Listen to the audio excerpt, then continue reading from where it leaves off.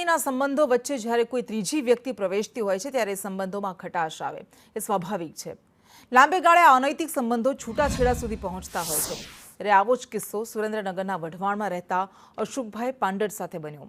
વઢવાણમાં પોતાની પત્નીના બીજા જોડે આડા સંબંધોથી કંટાળી પતિ અશોકભાઈ સુપ્રીમ કોર્ટ પહોંચશે, જે માટે તેમણે અમદાવાદથી દિલ્હી ન્યાય માટે હાથમાં પોસ્ટર્સ લઈને પગપાળા નીકળ્યા અને સુપ્રીમ કોર્ટ અને સરકારના પતિ વિરુદ્ધના કાયદાઓને લઈને ન્યાયની માંગ કર્યા।